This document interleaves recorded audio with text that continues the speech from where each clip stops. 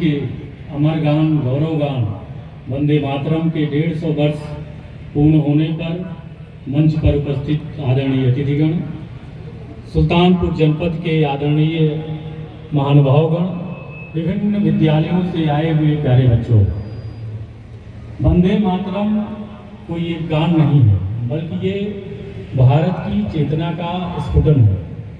जब देश में चारों तरफ निराशा व्याप्त थी, उस समय इस गान ने भारत माता की जो पैरों में जंजीरें लगी हुई थी दास्ता की, उसको तोड़ने का काम किया। वंदे मातरम केवल एक साहित्यिक सृजन नहीं है, बल्कि ये भारत के जन जन के आत्मा का चेतना तत्व है। अब हम जाने कि किस परिस्थिति में वंदे मातरम की रचना हुई, वो कौन सी हमारी प्राचीन लेगेसी थी, वो कौन सी प्राचीन देन थी जिसने बंकिम चंद्र चट्टोपाध्याय को वंदे मातरम लिखने के लिए प्रेरित किया। इसके लिए हमें हजारों साल पहले वेदों में जाना पड़ेगा। हमारे ऋग्वेद में कहा गया है, देवी सूक्त एक सूक्त आता है 10वें मंडल में, उसमें देवी कहती है कि अहम राष्ट्रीय संगमणि वसुनाम। देवी कहती है कि मैं ही संपूर्ण राष्ट्र की धारणी हूँ, मैं ही अपने समस्त जीवों की, जो भी हमारे धरती पर हैं, उनको विभिन्न प्रकार की वस्तुएं, विभिन्न प्रकार के खाद्यान्नों को देने वाली देवी हूँ।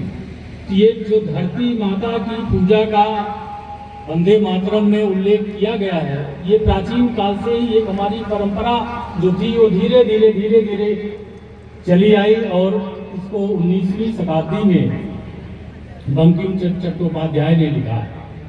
न केवल ऋग्वेद में बल्कि बाद में अथर्ववेद में भी माता की पूजा का उल्लेख मिलता है, जिसमें कहा गया है कि अरण्यम ते पृथ्वी स्यो नमस्तु माता भूमि पुत्रो अहम पृथिव्या गिरियस्ते।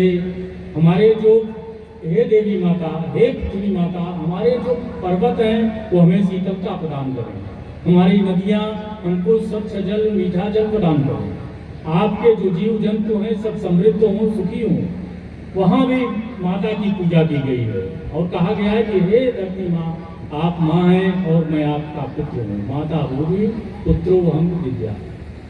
अथर्ववेद के बाद जब महाकाव्य काल आता है, रामायण और महाभारत में भी माँ की पूजा, धरती माँ की आराधना का उल्लेख हमें मिलता है। रामायण में उल्लेख आता है कि जब भगवान राम ने श्रीलंका पर विजय प्राप्त कर लिया, तो लक्ष्मण ने कहा कि भैया समुंदर का किनारा है, इतने अच्छे बागवान हैं, बहुत अच्छा वातावरण है, क्यों न यहीं रुका जाए। तो रामचंद्र जी कहते हैं कि अपिशोणमयी लंका नमे लक्ष्मण रोचते जननी जन्म भूमिष्य स्वर्गादपि। यद्यपि लंका सोने की बनी है, चारों तरफ समुद्र से घिरा हुआ है, हरे भरे बागवान हैं, लेकिन ये लंका मुझे रुचिकर नहीं लगती। इस लंका में रहने का मेरा मन नहीं है। क्यों? क्योंकि जननी जन्म भूमिष्य स्वर्गादपि। माँ और मातृभूमि, धरती माता, ये स्वर्ग से भी श्रेयस्कर है, स्वर्ग से भी बढ़कर है। एक स्कंद पुराण में भी उल्लेख आता है कि जब रामचंद्र जी का अंतिम समय आ गया, तो रामचंद्र जी ने अपने सभी लेखपालों को, अपने सभी जो भी उनके अधीनस्थ राजा थे, उनकी एक मीटिंग बुलाई और उन्होंने कहा कि मेरे जाने के बाद भी इस धरती माँ की सुरक्षा करना और जो धर्म स्थापित है इस देश में उसकी रक्षा करना। इसमें स्कंद पुराण में श्लोक आता है कि भूयो भूयो पालिनो भूमिपाला नत्वा नत्वा याचते रामचंद्र सामान्यो यम धर्म चेतो नराणा काले काले पालिनो भविष्य। इसमें रामचंद्र जी जब सभा बुलाते हैं तो कहते हैं कि हे भावी राजाओं, रामचंद्र आपसे नत्वा नत्वा याचते रामचंद्र, रामचंद्र आपसे विनम्र होकर ये याचना करता है, सामान्यो यम धर्म सेतु नराणा। ये धर्म जो है वो सभी लोगों को एकजुट बांटता है, ये पूरब से पश्चिम तक, उत्तर से दक्षिण तक सभी को एकजुट करता है। इसलिए काले काले पालनीयो भवद्वी, मेरे जाने के बाद भी अपने अपने काल में भी इस धर्म की, धरती माँ की रक्षा करना। इसलिए भगवत गीता में भी कहा गया है कि केवल योद्धा ही धर्म की रक्षा नहीं करते, केवल योद्धा ही मातृभूमि की रक्षा नहीं करते। धर्म और धर्म योद्धा दोनों होना चाहिए। अकेला धर्म मातृभूमि की रक्षा नहीं कर सकता, अकेला धर्म योद्धा मातृभूमि की रक्षा नहीं कर सकता। दोनों का होना अत्यंत आवश्यक है। इसीलिए कहा गया है कि यत्र योगेश्वर कृष्णा यत्र पार्थो धनुर्धरा तत्र श्री विजयोर्भूत्वा एता नोतिर्मम। उसमें कहा गया है कि जहाँ कृष्ण है, धर्म के स्वरूप कृष्ण है और धर्म योद्धा स्वरूप अर्जुन है, जहाँ दोनों हैं वहीं विजय होती है। अकेला धर्म या अकेला धर्म योद्धा इस धरती की रक्षा नहीं कर सकता। ये जो वंदे मातरम है, अब आप लोगों के समझ में आ गया होगा कि माता की पूजा वंदे मातरम की पृष्ठभूमि में लिखा गया। ये हमारे हजारों हजार वर्ष की लेगेसी का परिणाम था। बंकिम चंद्र चट्टोपाध्याय डिप्टी कलेक्टर थे। 1870-80 के दशक में जब एक आदेश किया गया कि प्रत्येक विद्यालय में ये गाया जाएगा गॉड सेव द क्वीन, तो उनको अजीब सा लगा कि गॉड सेव द क्वीन मतलब हम रानी के लिए, राजा के लिए स्तुति करें।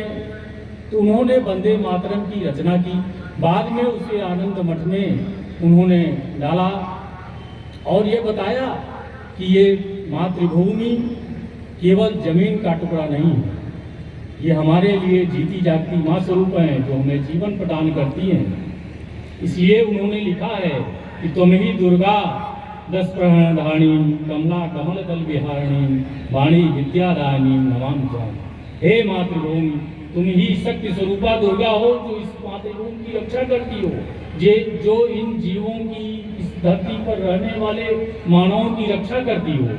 तुम ही लक्ष्मी स्वरूपा हो जो धन धान्य प्रदान करती हो, और तुम ही सरस्वती स्वरूप हो जो इस पूरी ब्रह्मांड को ज्ञान प्रदान करती हो। इसलिए तुम ही महाकाली, महादुर्गा और महासरस्वती की रूप हो। ऐसा उन्होंने वंदे मातरम कह करके, जो एक निराशा व्याप्त थी भारतीय समाज में अंग्रेजों के, मुगलों के आक्रमण के कारण, उसमें एक नवचेतना लाने का प्रयास किया।